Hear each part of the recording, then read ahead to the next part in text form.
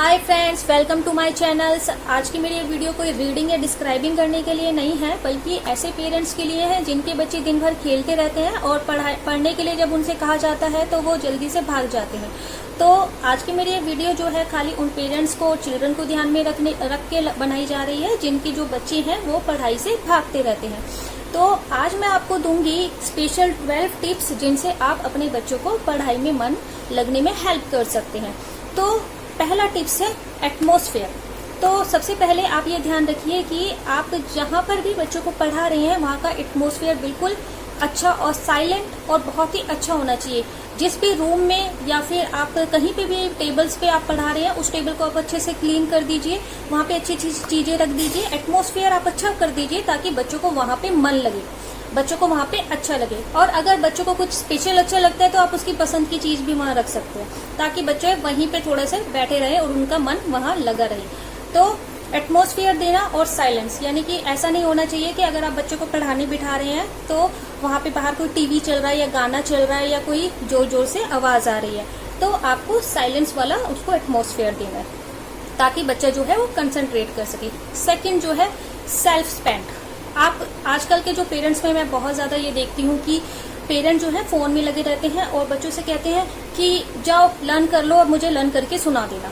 तो आप ये बात आप ध्यान रख लीजिए कि अगर आप अपने बच्चे के साथ नहीं बैठेंगे ना तो बच्चा नहीं पढ़ने वाला। तो बच्चा नहीं पढ़ने वाला, आपको बच्चों के साथ बैठना पड़ेगा। आपको अपने फोन को या फिर आप जो भी अपना काम कर रहे हैं उसको साइड में करना पड़ेगा और बच्चों को 1 आवर या 2 आवर्स बच्चों के साथ स्पेंड करना पड़ेगा ताकि तभी बच्चे जो है रीडिंग, लर्निंग या राइटिंग कर पाएंगे। तो सेल्फ स्पेंड टाइम, यानी कि आपको अपने बच्चे को टाइम देना पड़ेगा, उसको समझाना पड़ेगा, उसको कराना पड़ेगा। वो खुद नहीं करेगा, आपको कराना पड़ेगा, खास तौर पे छोटे बच्चों के लिए। अगर बच्चे बड़े हो गए हैं आप उनके साथ ओवर जो मतलब कि 10 इयर्स अबव 10 जो है वो आप उनके साथ ऐसे कर सकते हैं। लेकिन अगर आपके बच्चे बिलो 10 है तो आपको जो है बच्चों के साथ बैठना पड़ेगा, ठीक है। दूसरा चीज, जब आप बच्चों के साथ बैठेंगे बच्चों को, फिर तीसरा मेथड है बेनिफिट्स। तीसरा है बेनिफिट्स। आप बच्चों को आप कहते तो हैं कि पढ़ाई करो, लेकिन बच्चों को ये तो पता ही नहीं है कि मैं पढ़ाई क्यों करूं। बच्चों को आप ये तो बताइए कि आखिर वो पढ़ाई करे क्यों, पढ़ाई करने से क्या हो जाएगा। तो आप बच्चों को बेनिफिट्स बताइए, बच्चों को बार बार बेनिफिट्स बताइए कि पढ़ने से क्या होगा, पढ़ने से उनका करियर कैसे ग्रो करेगा, वो कैसे आगे चल के बहुत सारे पैसे कमा सकते हैं, उनको एक अच्छी जॉब मिल सकती है, या फिर अगर उन्हें कोई बिजनेस करना है तो बिजनेस के लिए जो ट्रिक्स या जो कुछ भी उनको एक नॉलेज चाहिए वो पढ़ाई से उन्हें मिलेगी। अगर वो ऐसा नहीं करेंगे तो फिर वो अच्छा सा अर्निंग आगे चल के नहीं कर पाएंगे। तो आप उन्हें बच्चों को बेनिफिट्स बताइए। और दूसरा नुकसान, अगर नहीं पढ़ेंगे तो उनकी लाइफ कैसी होगी, अगर आप वो नहीं पढ़ेंगे तो उन्हें किस तरह की लाइफ स्पेंड करनी पड़ सकती है, वो नुकसान से भी उनको डराना जरूरी है। अगर वो उस नुकसान से नहीं डरेंगे, जैसे मैं अपने बच्चे को कहती हूँ कि अगर आप पढ़ोगे नहीं तो आपको घर के काम करने पड़ेंगे, आप किसी दूसरे के घर में जाके काम करना पड़ेगा, तो इससे वो बहुत डर जाती है और पढ़ने बैठ जाती है। तो ये मेरा मेथड है।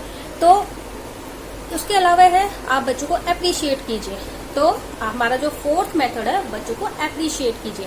तो आपको बच्चों को अप्रिशिएशन करना है और बार बार करना है। ये नहीं कि आज आपने अप्रिशिएशन कर दिया और आप भूल गए। बच्चा एक वर्ड सीखता है, आपको वेरी गुड स्टार देना है, उसको आपको वेरी गुड कहना है, स्टार देना है, उसे बोलना है कि आप तो बहुत ही अच्छा कर रहे हो, आपको तो बहुत ही अच्छा करना आता है, ओ आप तो बहुत ही जल्दी सीख लिया आपने। तो बच्चा चाहे आपको अंदर से पता है कि बच्चा अच्छा नहीं कर रहा, लेकिन आपको ये बच्चों को नहीं जताना है, आपको बच्चों को अप्रिशिएट करना है। अगर बच्चे ने एक वर्ड सीखा है तो उसके लिए आपको अप्रिशिएट करना है। तो अप्रिशिएशन मेथड बच्चों पे बहुत ज्यादा माइंड पे इफेक्ट डालता है और बहुत ज्यादा बच्चों को उससे अप्रिशिएशन मिलती है। तो आपको बच्चों को बार बार अप्रिशिएट करना है। फिर उसके बाद में है मोटिवेशन और रिवॉर्ड। तो आपको बच्चे के लिए 5th जो मेथड मैं आपको बता रही हूँ, मोटिवेशन फैक्टर। आपको अपने बच्चे को मोटिवेट करना है। तो मोटिवेट, अब सबके लिए मोटिवेशन फैक्टर अलग होता है। अगर आप किसी बड़े से पूछेंगे तो उसका मोटिवेशन तो अलग होगा, और अगर चिल्ड्रन से आप पूछेंगे तो चिल्ड्रन का तो मोटिवेशन अलग होगा। तो आप चिल्ड्रन का मोटिवेशन चिल्ड्रन के हिसाब से डिसाइड कीजिए कि आपके बच्चे को खाने में क्या पसंद है, आपके बच्चे को गेम्स में क्या पसंद है, आपके बच्चे को टॉयज में क्या पसंद है। तो आप बच्चों को मोटिवेट कैसे करेंगे, कि अगर आपने ये स्पेलिंग मुझे लर्न करके सुना दी, अगर आपने ये 5 स्पेलिंग मुझे लर्न करके सुना दी, तो आज मैं आपके पसंद के खाने की चीज़ आपको दूंगी, और या फिर आपके फेवरेट चिप्स मैं आपको दूंगी।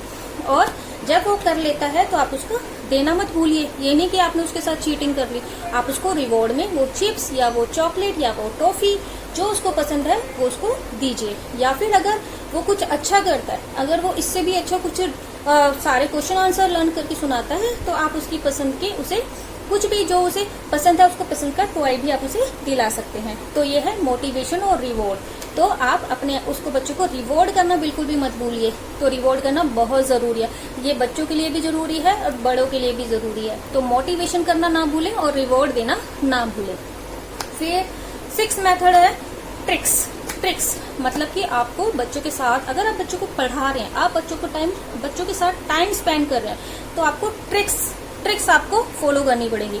ये नहीं है कि हमने अपने बचपन में ऐसे सीखा था कि हमें कोई पढ़ाता नहीं था, या मेरे साथ खुद ऐसा हुआ है कि हमें कोई पढ़ाता नहीं था और हम खुद ही बार बार स्ट्रगल करके पढ़ गए। लेकिन आजकल के बच्चे डिफरेंट हो गए हैं और माहौल भी डिफरेंट हो गया है। तो अगर आपका बच्चा एक ट्रिक से, मतलब कि आपके बचपन में जिस ट्रिक से आप अगर लर्न किया है आपने और अगर रीडिंग करना आपने सीखा है, तो जरूरी नहीं कि वही ट्रिक से आपके बच्चे सीख जाए। आपके बच्चे का माइंड अलग है। अगर वो एक ट्रिक से नहीं सीख रहा है, तो आपको डिफरेंट ट्रिक्स जो है उसको सिखानी पड़ेगी। आप डिफरेंट ट्रिक्स से रिलेटेड वीडियो, रीडिंग और लर्निंग और या फिर राइटिंग से रिलेटेड मैं आपको अलग वीडियोस में शेयर करूंगी। तो ट्रिक्स जो है वो मैं आपको, हेल्पफुल ट्रिक्स जो है वो मैं आपको अलग वीडियोस में शेयर करूंगी। उसके लिए आपको परेशान होने की जरूरत नहीं होगी। तो रीडिंग के लिए आप अलग अलग ट्रिक्स जो है वो अपनाएं। राइटिंग अगर आपकी बच्चा स्लो है तो उसके लिए आप अलग अलग ट्रिक्स जो है फॉलो करें। और अगर आपका बच्चा लर्न नहीं कर पा रहा है, तो उसके लिए आप 5 to 6, 7, 8 ट्रिक्स फॉलो करें। उस जो ट्रिक्स की वीडियो है वो मैं आपसे अलग वीडियोस में शेयर करूंगी। दूसरा है इंटरेस्टिंग। फिर है 7 जो है मेथड है वो है इंटरेस्टिंग। यानी कि अगर आप अपने बच्चों को पढ़ा रहे हैं तो आप उसे इंटरेस्टिंग बनाइए। जब आप कोई भी काम आपको बोरिंग लगता है, आपके बच्चों को कोई भी काम बोरिंग लगता है, तो ऑब्वियस सी बात है उसे खेलकूद वो इसलिए देखता है क्योंकि वो उसे इंटरेस्टिंग लगता है। वो टीवी इसलिए देखता है क्योंकि वो उसे इंटरेस्टिंग लगता है। तो इंटरेस्टिंग कैसे बनाएंगे आप? आप कलरफुल स्केच पेन्स का यूज कीजिए, कलरफुल ड्राइंग्स का यूज कीजिए। तो आप कलरफुल ड्राइंग से या फिर वीडियो दिखाकर आप उसे इंटरेस्टिंग बना सकते हैं। आप जो भी बच्चों को आप सिखा रहे हैं उससे रिलेटेड आप ड्राइंग दिखा सकते हैं। आप उससे रिलेटेड आप उसको कलरफुल स्केच पेन से लिख के दे सकते हैं। और ये तो आप करना बिल्कुल भी मत भूलिए कि जब भी आप बच्चों को अपना स्पेलिंग लर्न करा रहे हैं या फिर आप कोई क्वेश्चन लर्न करा रहे हैं, तो आप उस स्पेलिंग को कलरफुल स्केच पेन से लिखिए और उस क्वेश्चन को आप कलरफुल स्केच पेन से लिख के बड़ा लिख के बच्चों की कॉपी में दीजिए। आप ये मत सोचिए कि मैं सिर्फ आपको बोल रही हूँ। आप ये मेथड जो है अपना के देखना। आप कलरफुल स्केच पेन से जो है अपने बच्चों की नोटबुक में लिखना, उससे बच्चों के माइंड पे इतना अच्छा इम्पैक्ट पड़ता है, बच्चों को इतना इंटरेस्टिंग लगता है कि वो झट से लर्न करके दिखा देता है। क्योंकि जब मैं पेन से लिखती थी तो वो इतना अच्छा से लर्न नहीं कर रहे थे, लेकिन जब मैंने स्केच पेन यूज करना शुरू किया, कलरफुल स्केच पेन यूज करना शुरू किया, तो उनका एकदम से वो बच्चा लर्न करके मुझे 5 मिनट में सुना देता है। और मैं हैरान हूँ कि इतना अच्छा इम्पैक्ट होता है इस मेथड का। तो इंटरेस्टिंग बनाइए। आप गेम्स के थ्रू इंटरेस्टिंग बना सकते हैं, या फिर वीडियो के थ्रू, या फिर कलरफुल स्केच पेन के थ्रू। उसके बाद है एक्टिविटी। आप बच्चों को अलग अलग एक्टिविटी के थ्रू भी बच्चों को लर्निंग करा सकते हैं। जैसे कि अगर मान लो आपको रनिंग की, जैसे आपको कोई स्पेलिंग याद करानी है, तो आप बच्चों को रनिंग करके बच्चों को बोलो कि रनिंग करो, रनिंग की स्पेलिंग को ब्रेक करके बताओ। और रनिंग जो है उसको मतलब कि आप जिस भी मेथड से आप उसको बता सकते हैं एक्टिविटी करके, यानी कि सिर्फ रनिंग बताइए मत उसको, बल्कि रनिंग करवा के, एक्टिविटी करवा के आप उसको लर्न कराइए। तो आप जो भी कुछ उसे याद करा रहे हैं वो एक्टिविटी में उसको लाइए। तो एक्टिविटी आप उसके साथ साथ उसको कराइए। आप जिस भी छोटे बच्चे की जिस भी चीज की स्पेलिंग लर्न करा रहे हैं, अगर वो ईटिंग की स्पेलिंग लर्न करा रहे हैं या कोई भी आपको उसको याद करा रहे हैं, तो आप उसको एक्टिविटी के थ्रू भी लर्न कराइए। फिर उसके बाद है हमारा 9th जो है रिपीटेशन मेथड।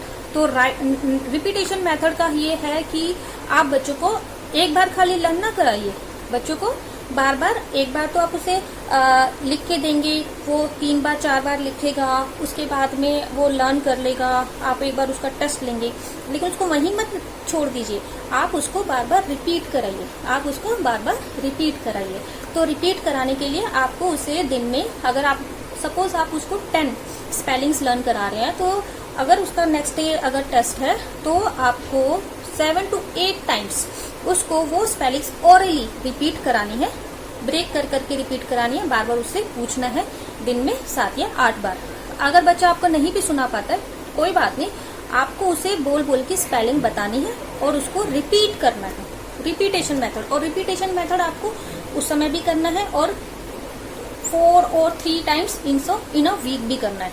तो रिपीटेशन मेथड आपको यूज करना है। उसके बाद है 10 जो है कॉन्फिडेंस मेथड। बच्चों के अंदर कॉन्फिडेंस भरिए कि आप कर सकते हो, यू कैन डू इट। ये बहुत ही आसान है, ये बहुत आसान है, आप कर सकते हो, आप क्यों नहीं कर सकते हो, इसमें ऐसा कुछ नहीं है, डिफिकल्ट जैसा कुछ भी नहीं है। आप जैसे आम बच्चे कर सकते हैं, अगर आप वो रीडिंग नहीं कर पा रहा है या वो राइटिंग नहीं कर पा रहा है या वो कुछ भी नहीं, सपोज वो अब सभी बच्चों के अलग अलग चैलेंजेस होते हैं, डिफिकल्ट मैं नहीं कहूंगी क्योंकि कोई भी काम डिफिकल्ट नहीं होता, लेकिन अलग अलग चैलेंजेस होते हैं सभी बच्चों के। तो वो जो चैलेंजेस हैं उनको आप समझिए और उस चैलेंज के लिए आप बच्चों को इजी बनाने में हेल्प कीजिए और बच्चों को ये विश्वास, कॉन्फिडेंस दिलाना है आपको कि आप कर सकते हो, यू कैन डू इट। आपको ये सिर्फ बोलना, आपको ये सिर्फ उसको विश्वास दिलाना है और दिन में कई बार बोल के आपको उसे विश्वास दिलाना है, you can do it, you can learn it, you can read it, आप कर सकते हो, आप ये कर सकते हो। तो ये आप कोई भी काम कर रहे हैं, आपको उसे कॉन्फिडेंस मेथड से आपको कॉन्फिडेंट करना है। उसके 11th मेथड है डू नॉट स्केयर और प्रेशर। आपको अपने बच्चों को प्रेशर बिल्कुल भी नहीं करना है, डराना नहीं है, धमकाना नहीं है, उन्हें डांटना नहीं है, बच्चों के साथ पेशेंस रखना है। तो आपका जो 11th मेथड है वो है प्रेशर, डू नॉट प्रेशर। सो आपको बच्चे के साथ बहुत ज्यादा पेशेंस रखने की जरूरत है। बच्चे धीरे धीरे सीखते हैं, धीरे धीरे याद करते हैं। हम बड़ों के अंदर, पेरेंट्स के अंदर पेशेंस की कमी आमतौर पे बहुत ज्यादातर पाई जाती है। बच्चा जल्दी से 10 मिनट में याद करके नहीं सुनाता, वो बच्चों को डांटना शुरू कर देते हैं कि अरे आपसे तो ये भी नहीं हुआ, हमारे टाइम में तो हम जल्दी से लर्न कर लेते थे। ऐसा कुछ नहीं है, हमें भी उतना ही टाइम लगता था। तो और सभी बच्चे एक जैसे नहीं होते, अपने आप से या किसी भी बच्चे से कंपेयर ना करें और बच्चों के साथ पेशेंस रखें और बच्चों को डांटे नहीं। अगर बच्चा एक ट्रिक से फॉलो करके जो है बच्चा नहीं लर्न कर पा रहा है तो आपको अलग अलग ट्रिक से 4 और 5 ट्रिक से बच्चों को याद कराना चाहिए। अगर आप लर्निंग करा रहे हैं तो आप ब्लैक बोर्ड यूज कर सकते हैं, आप ब्लैक बोर्ड पे बड़ी बड़ी स्पेलिंग्स कर सकते हैं, ओरल मेथड का यूज कर सकते हैं।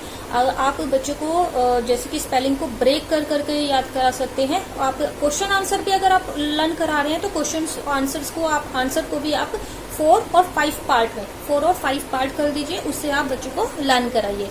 तो अलग अलग ट्रिक फॉलो कीजिए, बच्चा आपका जरूर लर्न कर लेगा। कोई बच्चे में किसी चीज की कमी नहीं होती है, तो बस आपको ध्यान देने की जरूरत है। ठीक है। उसके बाद जो लास्ट मेथड है वो है टेबल लैंप। टेबल लैंप हमारे बचपन में हमने यूज किया था, इफेक्टिव होता है, इट्स रियली इफेक्टिव। मेरे फादर ने मुझे एक टेबल लैंप बना के दिया था और जब मेरा कंसंट्रेशन नहीं बनता था, मैं उस टेबल लैंप के नीचे जाके बैठ जाती थी और उससे जब मैं लर्न करती थी तो मुझे विद कंसंट्रेशन बहुत अच्छे से बहुत जल्दी लर्न हो जाता था। आपने कभी देखा होगा कि कभी घर की लाइट चली जाती है तो और एग्जाम होता है तो हम क्या करते हैं ना, कैंडल के नीचे बैठ जाते हैं, तो उस समय आपको कितनी जल्दी याद होता है आप सोच सकते हो, क्योंकि उस समय क्या होता है, चारों तरफ अंधेरा होता है, आपका जो माइंड है वो डाइवर्ट नहीं होता और आप जो लाइट है वो डायरेक्टली आपके जो कॉपी या नोटबुक पे आ रही होती है, तो आप उससे आपका कंसंट्रेशन होने के कारण आपको बहुत जल्दी लर्न हो जाता है। तो अगर आपका बच्चे का कंसंट्रेशन नहीं बन पा रहा है तो आप टेबल लैंप का यूज कर सकते हैं। लाइट जो है वो आप मतलब कि बंद करके एक टेबल लैंप लीजिए और टेबल लैंप के नीचे बच्चों को याद करने के लिए बोलिए। तो ये थे डिफरेंट मेथड। आपके लिए ऐसी कंसल्टेंसी वीडियो मैं लाती रहूंगी और रीडिंग, लर्निंग और राइटिंग के लिए अलग अलग ट्रिक्स वीडियोस भी मैं आपके लिए लाऊंगी। तो कैसे लगी आपको मेरी ये वीडियो? अगर आपको मेरी ये एजुकेटेड रिलेटेड कंसल्टेंसी अच्छी लगी हो तो प्लीज चैनल को सब्सक्राइब, लाइक, शेयर जरूर करना और आपके सब्सक्राइब की मुझे बहुत जरूरत है। और अगर आपका कोई सजेशन है तो आप कमेंट बॉक्स में बता सकते हैं। तब तक के लिए बाय बाय।